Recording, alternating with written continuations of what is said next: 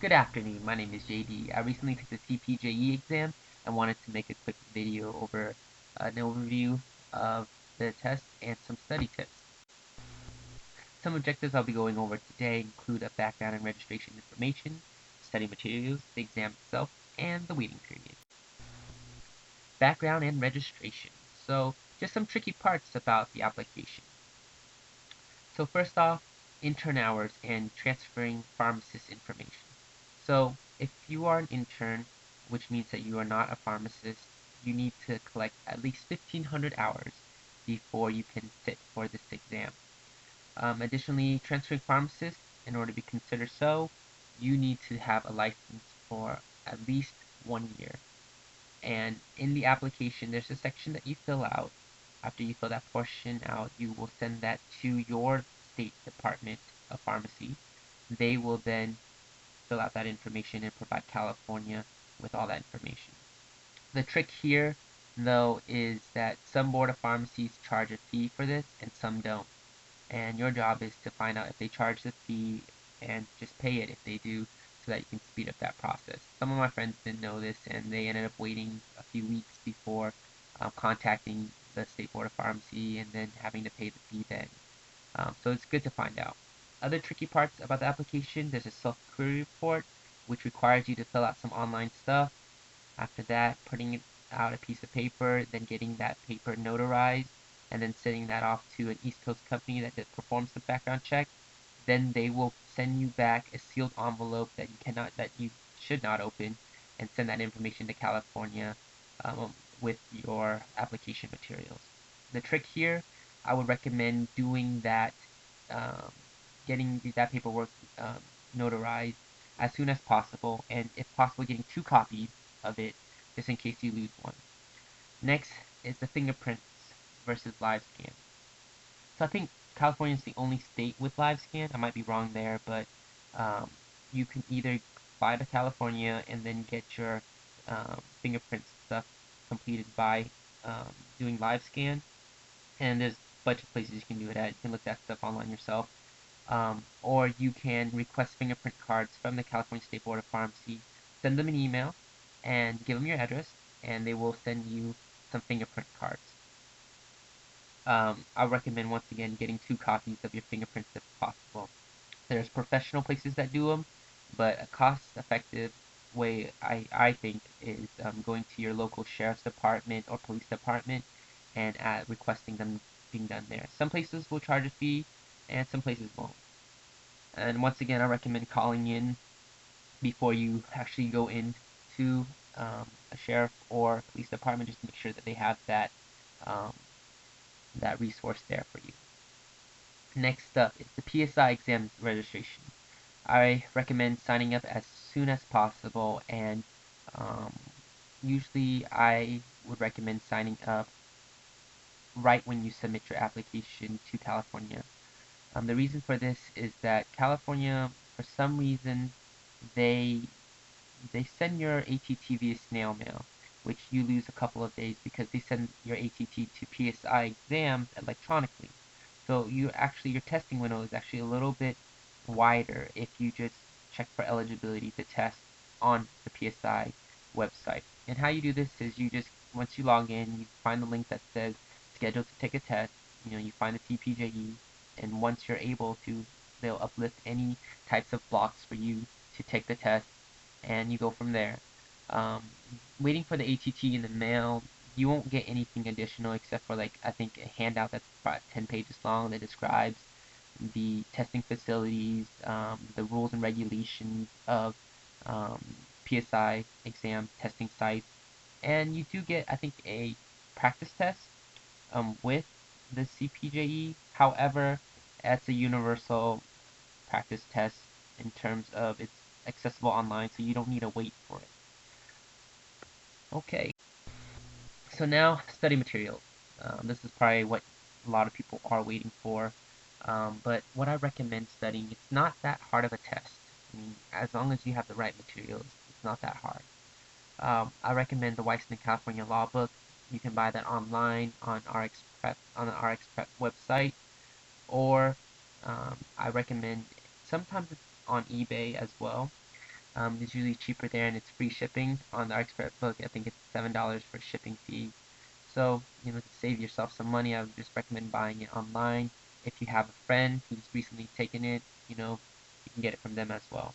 I recommend reading that twice, and taking all the questions in the back. I think there's 150 practice questions in the back. People tend to ask me, like, well, I heard the CPJE exam isn't so much law-based, it's more clinical-based. That's true, it is, but there's always like about 5 to 10 questions that are law-based, and, with only 75 questions that are graded, um, you can't afford to miss the simple questions, mostly if you have the resources in front of you. So I do recommend reading it twice and then completing all the questions in the back. Next up, once again, because it is clinical, RX Prep. I mean, that's the best book to study off of. I mean, it's straightforward, it's easy reading, and it does a good job with summary analysis with all these different types of medication, disease states, things like that. If you're in a time crunch, recommend you to focus more on the community side of pharmacy. Hospital, not very common on the test, so just focus more on the clinical, ambulatory care kind of community settings types of questions in the RX Prep books. Next up, Quizlet. Quizlet's a free online database that has to do with flashcards. You can make your own flashcards or you can use someone else's flashcards. This is very, very beneficial in terms of learning the top 200 drugs, brand generic kind of thing. And I'll go over that more in a couple of slides down.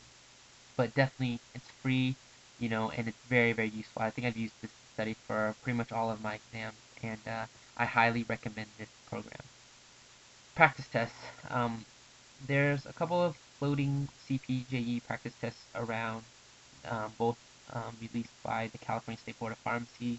I recommend you guys do that and study it. It's very fair. I would say it's fairly similar to what you can expect on test day.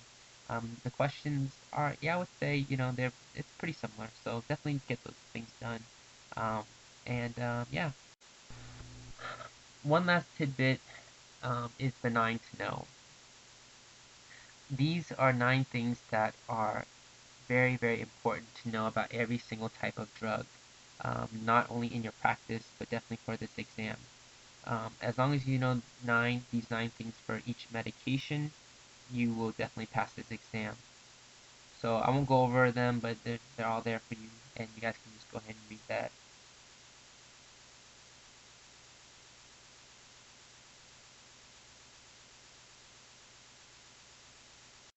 Okay, so the exam itself, 120 minutes, 90 questions, 75 are graded, and 15 are test questions.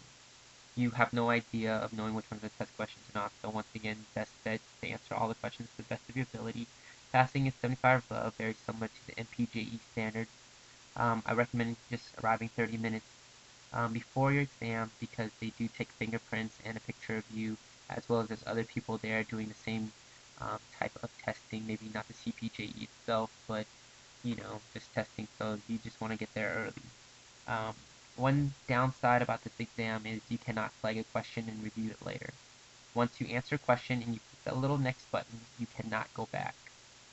So make sure you read the question carefully and answer them to the best of your ability because, once again, you cannot go back to those questions. So, real briefly, the exam in terms of what you can expect. First of all, studying brand generics, I mentioned that earlier. Top 200 drugs will definitely help you out a lot. There will probably be about 4 or 5 questions where you wouldn't know the brand or generic, even if you studied the top 200 drugs. They're just so out there, so random. But top 200 drugs do help minimize that gap. IV compatibility, I mean, I mentioned earlier about hospital not being a main focus of this test. You do have a few questions, though, here and there that talks about, well, the mixing of drugs and whether or not they're compatible or incompatible.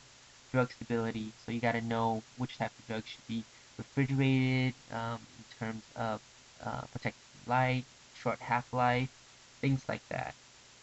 Basic calculations, very basic, nothing like alligation or compounding or calculating anything in regards to a TPN or anything like that. But you got your steroid potency, IV to PO, standard like BMI, BSA metrics, things like that. So once again, RX Prep is very good for that.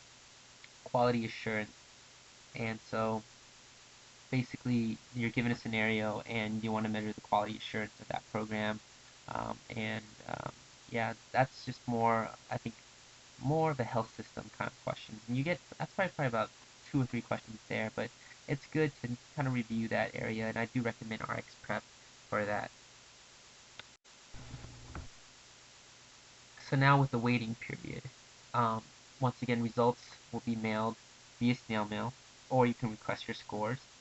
It can take anywhere from 4 to 6 weeks, depending on the volume of CPJE test takers or if a quality assurance is performed. Normally, quality assurance is performed on every year in December, but once again, the website meaning the California State Board of Pharmacy website, will have updates in regards when they are performing the quality assurance.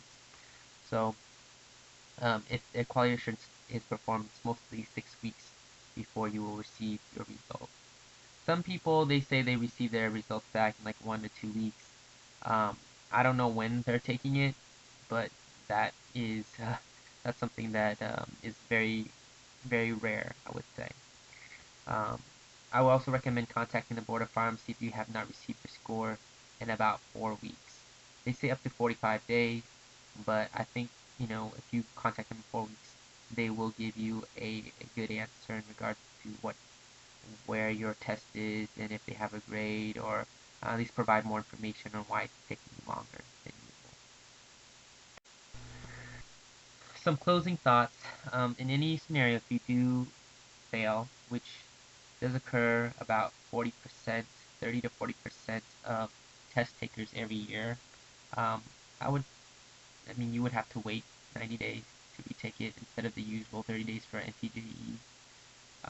And then you will also have to fill out an application online and send another $200 to retest for the CPJE. Now, if you fail the NAPLEX, um, you don't have to pay the extra $200.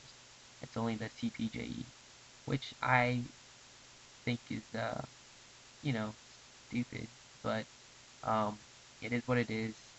And if anything, you can, send in your request in 80 days or so, just to make sure that once you are ready to take it, you can take it on that exactly 90 days after you fail.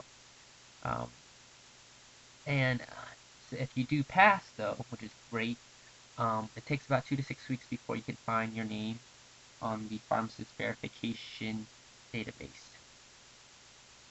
Um, so good luck with the exam. I hope you guys all passed, and you guys can send me a message if you guys would like this PowerPoint, or just comment on the comment box below and let me know what your thoughts are. I will be coming out with a video with information on the BCPS as well. And yeah, let me know if you guys passed or not. Okay, well, thank you for your time, and I hope this video has been beneficial for you guys.